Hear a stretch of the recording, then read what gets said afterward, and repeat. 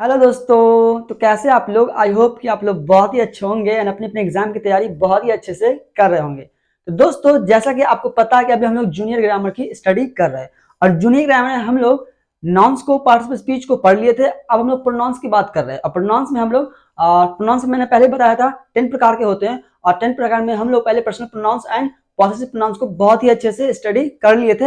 And आज class में हम लोग स्टडी करेंगे किसके बारे में? तो आज हम बात करें डेमोन्स्ट्रेटिव प्रोनाउंस के बारे में। किसके बारे में?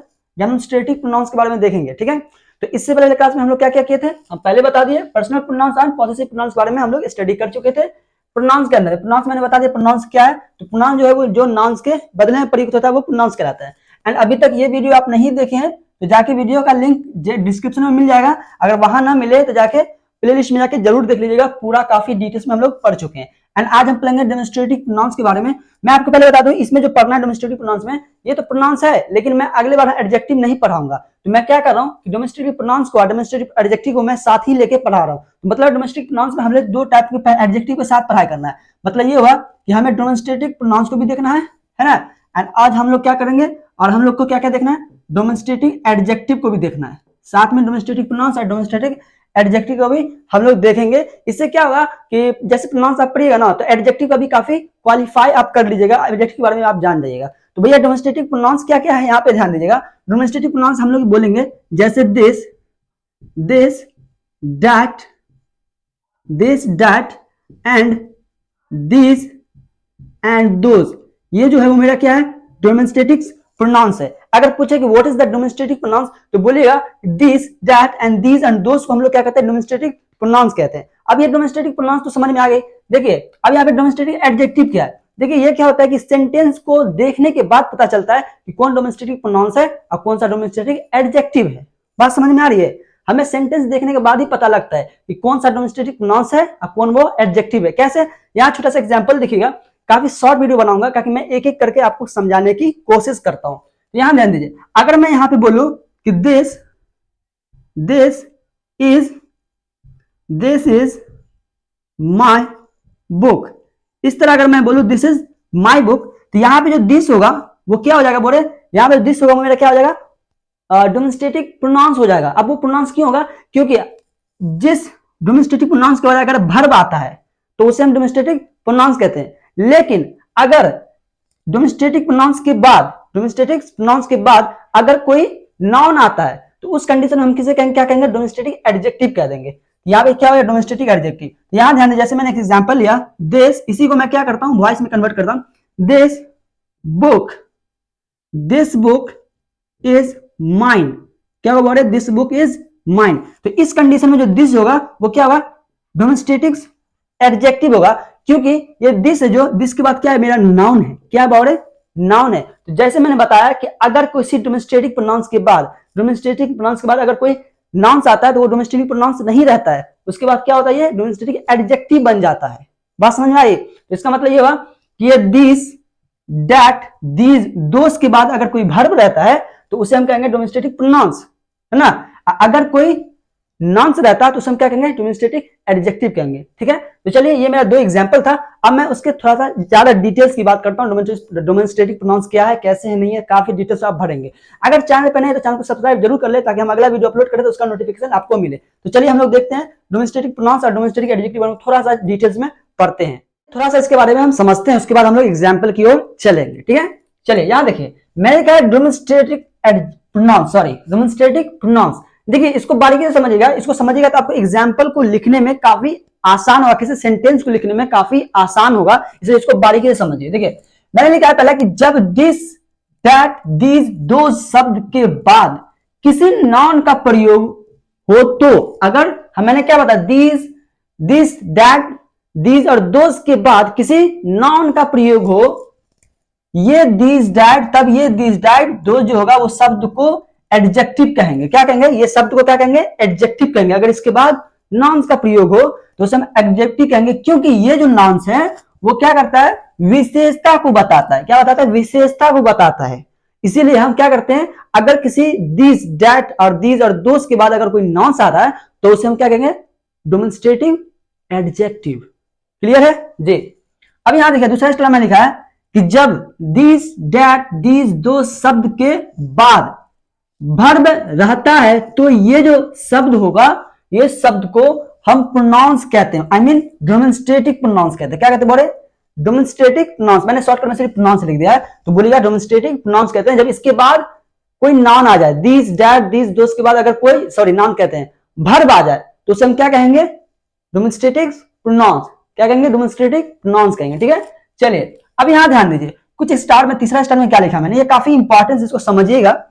मैंने कहा कि दिस और दीज शब्द का प्रयोग जो होता है वो करीब वस्तु के लिए किया जाता है, एकदम करीब। जैसे यहाँ पे ये मार्कर है, दिस इज अ मार्कर, तो ये एकदम करीब वस्तु के लिए। दूर वस्तु के लिए हम लोग इस्तेमाल करेंगे किसके लिए? दैट और दूज शब्द का प्रयोग दूर वाले वस्तु के लिए इस्तेमाल किया जाता है। जैसे वे लड़के हैं, वे लड़के हैं, तो क्या बोलना है उसको? वे, तो बहुत दूर की बात हो रही है, तो इसमें हम लोग क्या करेंगे? दूर वाले वस्तु के लिए हम लोग क्या करेंगे? दूज, दैट और दूज का इस्तेमाल करेंगे। तो वे लड़के हैं तो दूज बॉयज, है ना, दूज आर बॉयज। समझ में आ रही बात? तो दूर वाले वस्तु, जैसे वे लड़कियां हैं, है ना, तो इसी तरह हम लोग दैट और दूज का इस्तेमाल करेंगे। तो दूर वाले वस्तु के लिए हम लोग दैट एंड दूज का इस्तेमाल करते हैं, करीब वाली वस्तु के लिए दिस एंड दिस का इस्तेमाल करते हैं। क्लियर है? चलिए अब आगे देखिए, मैंने लिखा है कि दिस और दीज का प्रयोग सिंगुलर नाउन के लिए किया जाता है। क्या है? सिंगुलर नाउन के लिए। मतलब मान लीजिए कि कहीं भी वस्तु है ना, आई मीन कहीं भी कोई बंदा है तो सिंगल है ना, तो उसे हम क्या करेंगे? किसका इस्तेमाल करेंगे? दिस और दीज का इस्तेमाल करेंगे सिंगुलर के। जैसे यह पेन है तो ये एक ही है ना, कल में रहेगी यह पेन, या जैसे वो लड़कियां हैं, है ना, लड़कियां के लिए किसका इस्तेमाल करेंगे? बहुत ज्यादा, एक से ज्यादा है, प्लुरल है, यहाँ पे डैट और दूज का इस्तेमाल करेंगे, प्लुरल नाउन, प्लुरल नंबर में होता है। मतलब अगर एक से ज्यादा संख्या हो किसी जगह पे, एक से ज्यादा संख्या, उससे हम बताने की कोशिश करेंगे, उसे इंडिकेट करने की कोशिश करें, तो एक से ज्यादा संख्या के लिए डैट और दूज का इस्तेमाल करेंगे। लेकिन अगर कहीं पे एक चीज है और उसे हम बताने की कोशिश करेंगे यह एक ही है ना, यह पेन है, एक है, तो उसके लिए हम लोग दिस एंड दीज का इस्तेमाल करेंगे। क्लियर है? समझ में आई बात? चलिए ये मेरा हो गया, थोड़ा सा थ्योरी था। अब हम चलते हैं एग्जाम्पल की तरफ, हम लोग किस तरह एग्जाम्पल को बनाते हैं, और उसके बाद हम आपको एक्सरसाइज को प्रोवाइड करेंगे। उसका वो एक्सरसाइज को आप कंप्लीट कर लीजिएगा, आपका कन्फ्यूजन डेमोन्स्ट्रेटिव प्रोनाउन से क्लियर ही हो जाएगा। तो चलिए सबसे पहले इसको समझते हैं, इसके एग्जाम्पल के थ्रू। अगर इसे नोट करता है, नोट करना चाहते हैं तो इसे नोट कर लो। चलिए अब यहाँ देखिए, लास्ट है एंड इसको समझिए, एकदम गौर से देखिए, तभी आप किसी भी सेंटेंस को अच्छे से बना सकते हैं। बात समझ में आई? यहाँ देखिए, मैंने पहले बात कर लेता हूं डेमोन्स्ट्रेटिव प्रोनाउंस के बारे में। डेमोन्स्ट्रेटिव प्रोनाउंस को पहले समझते हैं। देखिए मैंने पहला एग्जांपल लिखा है, यह मेरी किताब है। क्या लिखा मैंने? यह मेरी किताब है। तो वर्ड इसका जो इंग्लिश हो जाएगा वो क्या होगा? This is my book. देखिए दिस के बाद क्या मेरा वर्ब है, दिस के बाद मेरा क्या है? वर्ब है। तो इसका मतलब ये जो दिस होगा वो क्या हो जाएगा? मेरा डेमोन्स्ट्रेटिव क्या हो जाएगा? प्रोनाउंस हो जाएगा। क्लियर है? चलिए अब यहां ध्यान दीजिए, वह तुम्हारी कलम है, तो दैट इज योर पेन। वैसे ही यहाँ क्या है? वर्ब है, इसके लिए ये क्या हो जाएगा? मेरा डेमोन्स्ट्रेटिव प्रोनाउंस हो जाएगा। अब यहाँ देखिए, ये हमारी किताबें हैं। क्या बोले?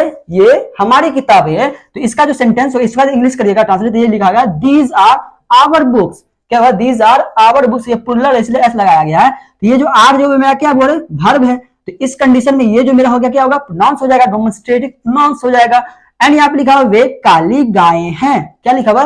देखिए दूर की वस्तु को इंडिकेट किया जा रहा है, वे काली गायें हैं, मतलब दूर की वस्तु के लिए। तो दोज का इस्तेमाल करेंगे, दोज आर ब्लैक काउस। गाय हैं, बहुत सारे गाय हैं, तो यहाँ पे क्या होगा? काउस होगा, इसलिए यहाँ पे आर का। ये आर क्या हो गया? मेरा वर्ब है, इसका मतलब ये जो डेमोन्स्ट्रेटिव प्रोनाउंस होगा। उसी की तरह सेम टू सेम एग्जांपल को यहाँ पे लिखा हूं, उसके बाद आप थोड़ा सा समझिए, थोड़ा सा सोचिए। ये मेरा डेमोन्स्ट्रेटिव एडजेक्टिव है। कैसे? देखिए, यह किताब मेरी है, तो इसको आप कैसे लिखिएगा? लिखिएगा दिस बुक इज माइन। क्या बोलिए? बोले दिस बुक इज माइन। तो यहाँ पे बुक के बाद जस्ट क्या आ रहा है? मेरा नाउन आ रहा है। तो ये जो दिस हो जाएगा वो मेरा क्या हो जाएगा? डेमोन्स्ट्रेटिव एडजेक्टिव हो जाएगा। सिंपली इस बात है, जैसे मैंने आपको बताया। एंड यहाँ देखिए, वह कलम तुम्हारी है, तो लिखेंगे यहाँ पे दैट पेन इज योर। ये पेन तुम्हारी है, वह पेन तुम्हारी है। तो पेन क्या मेरा? एक वर्ब, क्या है? नाउन है। तो जैसे ये नाउन है तो ये क्या हो जाएगा? मेरा डेमोन्स्ट्रेटिव एडजेक्टिव हो जाएगा। जैसे मैंने यहाँ पे लिखा दैट इज योर पेन, तो यहाँ पे इज का था मेरा वर्ब था, ये मेरा डेमोन्स्ट्रेटिव प्रोनाउंस हो गया था। लेकिन यहाँ पे क्या है? मेरा नाउन है, तो ये मेरा क्या हो जाएगा? डेमोन्स्ट्रेटिव एडजेक्टिव हो जाएगा। वैसे ही यहाँ पे ये किताबें हमारी है, तो यहाँ पे लिखिएगा, जैसे यहाँ पे देखिए ये हमारी किताबें हैं, तो लिखिए दीज आर आवर बुक्स। लेकिन यहाँ पे ये किताबें हमारी है, तो लिखिएगा book, these books are, these books are, किताबें हमारी है, लिखिएगा आवर्स, है ना, क्या लिखिए हमारी है तो आवर, आवर लगाइएगा फिर आवर्स लगाइएगा। क्या गौर से ध्यान दीजिए, यहाँ पे सेंटेंस को मैंने पहले पढ़ाया था, यहाँ पे आपको क्या पढ़ाया था कि पॉसेसिव प्रोनाउंस और पॉसेसिव एडजेक्टिव वाले मैंने काफी डिटेल्स में आपके साथ बात किया था। तो बोले हम पहले स्टडी कर चुके इसके बारे में कि अगर, है ना, अगर क्या, ये देखिए यहाँ पे क्या है, ये आर के बाद, ये इसके बाद कोई भी नॉन्स नहीं है, यहाँ पे मेरा आवर्स होगा और ये मेरा क्या होगा, पॉसेसिव प्रोनाउंस हो जाएगा। तो मैंने आपको यहाँ पे पहले ही पढ़ा चुका हूं, तो आप गौर करिएगा। तो देखिए यहाँ पे जो माई के बाद जो बुक आया, तो ये जो क्या होगा मेरा, क्या हो जाएगा, पॉसेसिव एडजेक्टिव। लेकिन यहाँ पे भी पॉसेसिव एडजेक्टिव, यहाँ पे भी पॉसेसिव आवर जो एडजेक्टिव, और यहाँ पे भी क्या होगा, यहाँ पे कुछ ऐसा है ही नहीं। एंड यहाँ देखिए जैसे मेरा दिस बुक इज माइन, तो यहाँ जो माइन है वो क्या है, पॉसेसिव प्रोनाउंस है, क्या है, पॉसेसिव प्रोनाउंस। मैं कंफ्यूजन आपको नहीं करूंगा, वीडियो आके पीछे में देख लो, आपको सारा चीज यहाँ पे समझ में आ जाएगा। फिलहाल मेरा लास्ट एग्जाम्पल देखिए, यहाँ पे वे गायें काली है, लिखिएगा यहाँ पे दूर की बात की जा रही है, दूर की, तो यहाँ पे क्या करेंगे, दूस का इस्तेमाल करेंगे। मैंने आपको पहले ही बताया दूर की वस्तु के लिए डैट और दूस का इस्तेमाल करते हैं। तो दूस, अब यहाँ पे डैट का इस्तेमाल क्यों कर रहे हैं, क्योंकि यहाँ प्लुरल है, प्लुरल के लिए वो किन चीज का इस्तेमाल करेंगे, दूस का इस्तेमाल करेंगे, और डैट के लिए सिंगुलर का इस्तेमाल करेंगे। चलिए यहाँ ध्यान दीजिए, तो दूस, ये गायें, these cows are black, BLACK, black.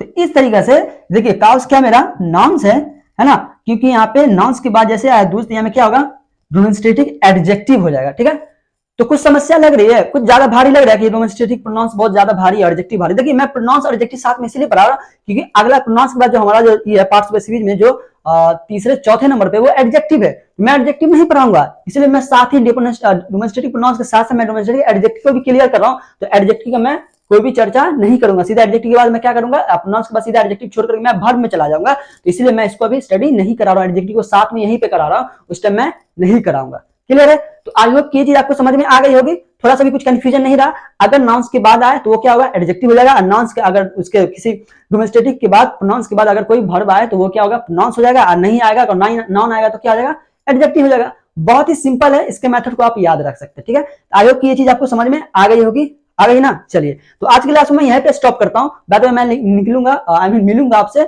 Next class में, देखता हूं मुझे क्या पढ़ाना है। ठीक है, तो इसे नोट करना चाहते हैं, इसे नोट कर ले। बाद में चैनल पर नए हो तो चैनल को सब्सक्राइब जरूर करते जाना भाई, और वीडियो अच्छा लगे तो वीडियो को लाइक करना, शेयर भी करना अपने दोस्तों के साथ, क्योंकि बहुत ही आसान तरीके से मैं आपको इंग्लिश को सिखा रहा हूं। तो चलिए आज के लिए इतना ही, फिर मिलते हैं, खुदा हाफिज। इसे नोट करना है तो आप इसे नोट कर लो।